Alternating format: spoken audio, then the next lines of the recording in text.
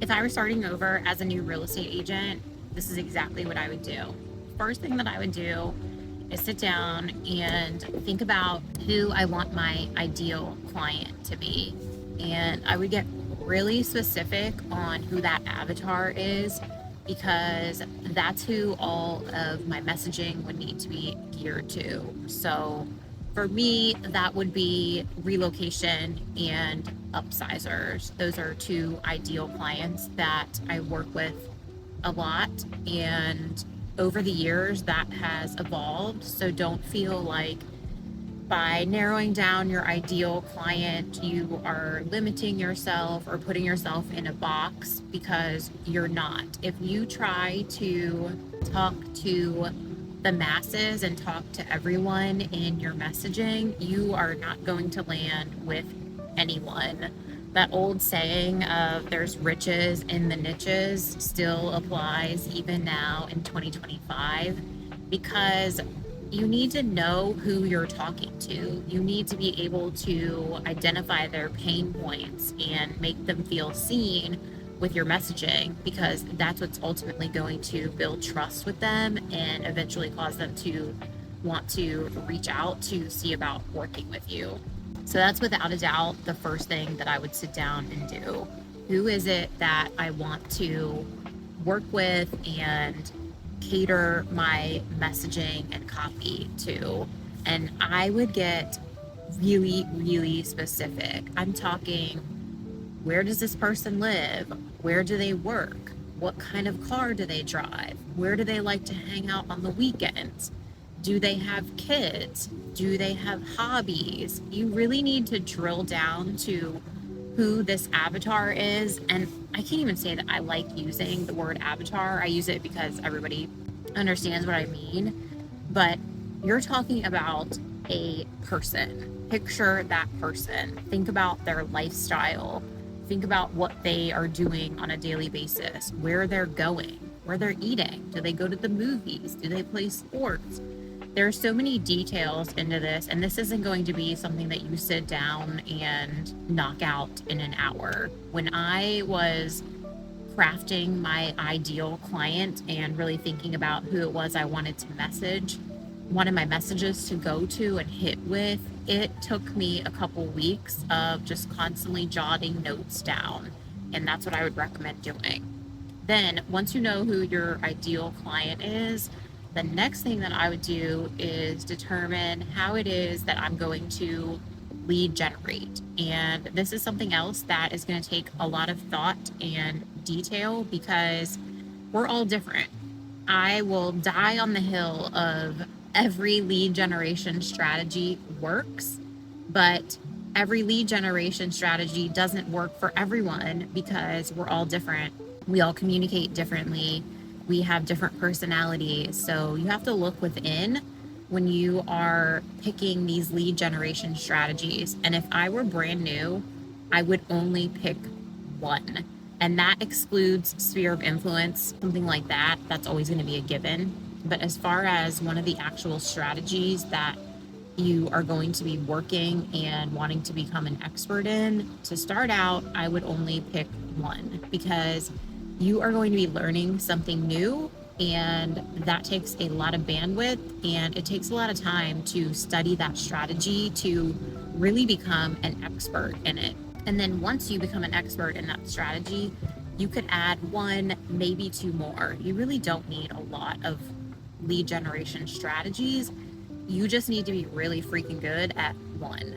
And if I were brand new again, I would pick Instagram. I do Instagram and YouTube now, and both do really well. The reason that I would pick Instagram is it's where I'm most comfortable and most likely to show up. But that's just me personally. It really depends on how you like to connect with people and if you are wanting to lead generate with a strategy that is attraction based, or if you prefer to be chasing leads. And I don't mean that in a negative way by door knocking or cold calling or insert a million other different lead strategies out there. Those are just examples. Personally, I'm not going to be chasing anybody down. That's not my personality. It will never happen. I'll never do it. So it's not one that I would pick. I'm always going to be looking at attraction based lead generation. And if I'm going with Instagram for my lead generation strategy, then I am going to be learning any and everything I possibly can about how to generate leads on Instagram. And I know from personal experience and from doing this, sorry, there's a flagger on the side of the road that was waving me on. I know from doing this that with Instagram, you've got your ideal client, you know you're going to be lead generating on Instagram. The next thing you're going to need is lead magnets, because you're going to want to be posting content that is offering something of value to your viewers. That's not to say that you need to put a lead magnet on every single post. You want to be showcasing your area. You want to be showcasing how you're able to solve problems for your ideal client. But within that, there's going to need to be a little carrot that you dangle to then capture preferably their email and their phone number, but definitely their email. And going back to working with upsizers and relocation, an example of that lead magnet would be, I have an upsize blueprint that I offer for free that walks people step by step through how I can accomplish very smoothly them selling their current home and buying a new home at the same time. And if it were relocation, then I would be definitely offering a relocation guide, but I would probably go even more specific. That will work, but you can get even more specific depending on who your ideal client is. So let's say you are targeting first-time home buyers who are relocating. Well, your guide's going to look a little bit different and be more catered to that ideal client than if it's just a general relocation guide to the area that you live in. The next thing that I'm going to do is get 30 days of content written out. And if your Instagram account, for example, is a brand new one, you really should be posting every day. It makes a big difference. It's kind of the difference when you start on YouTube. You really should be posting long form twice a week. And then as you scale up, you can gear back to once a week.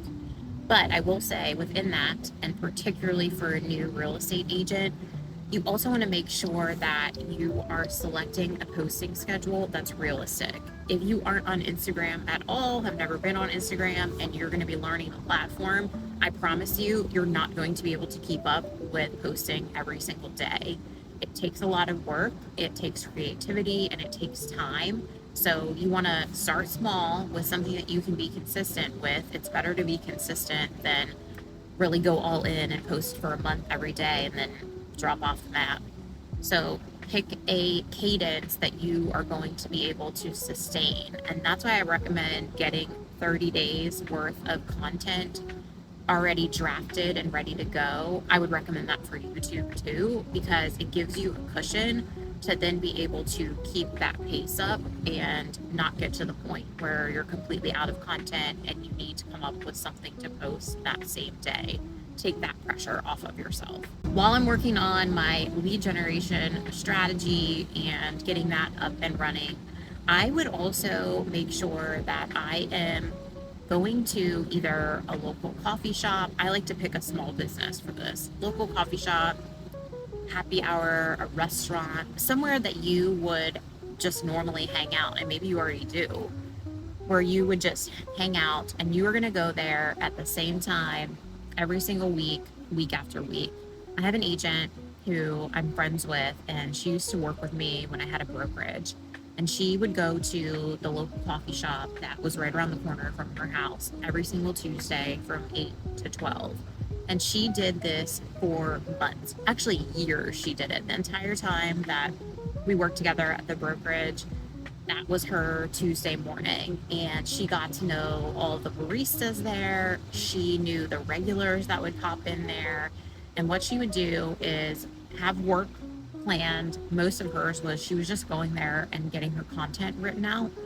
But she had a sign on her laptop that said, "Got real estate questions, I've got answers." And it was big enough that it wasn't obnoxious or in anybody's face. But as they would walk in the door of that coffee shop, they would see her laptop.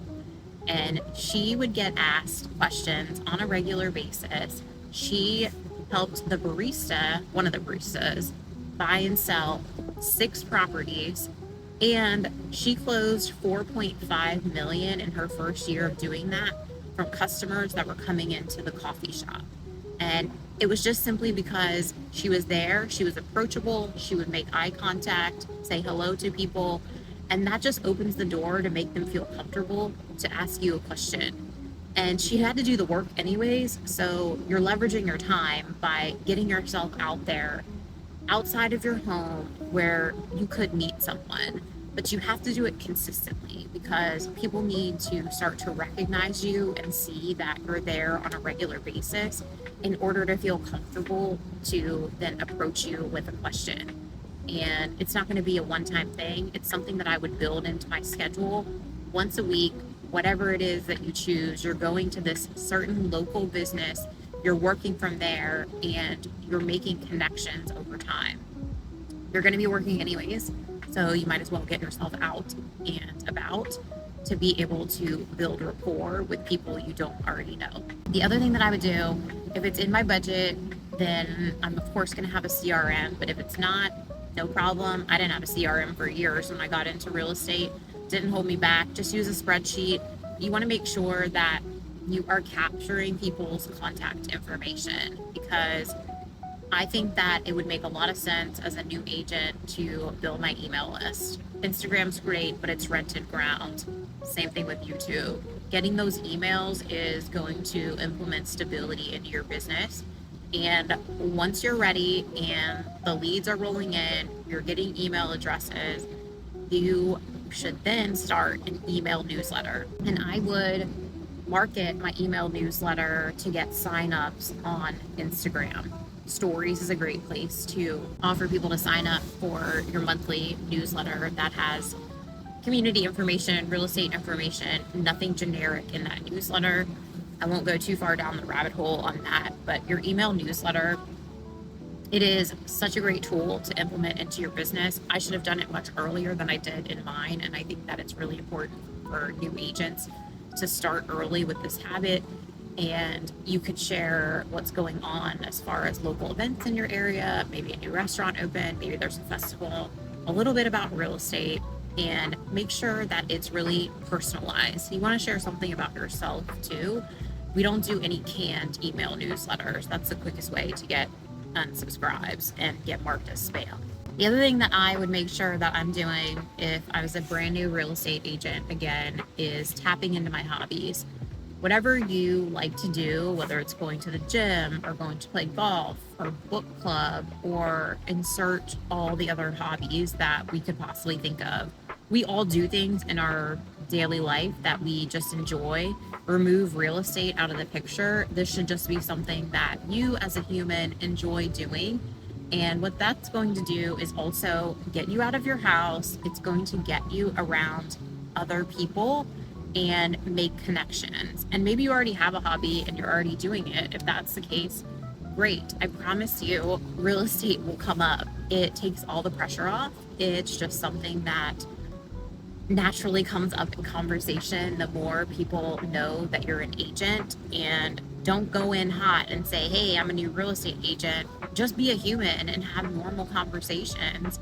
And then from there, it will evolve. It's very natural for us to ask one another, what do you do when you're getting to know someone? And then the topic will naturally come up. And over time, people will see you and automatically associate real estate with you. That's exactly what I would do if I was a brand new agent.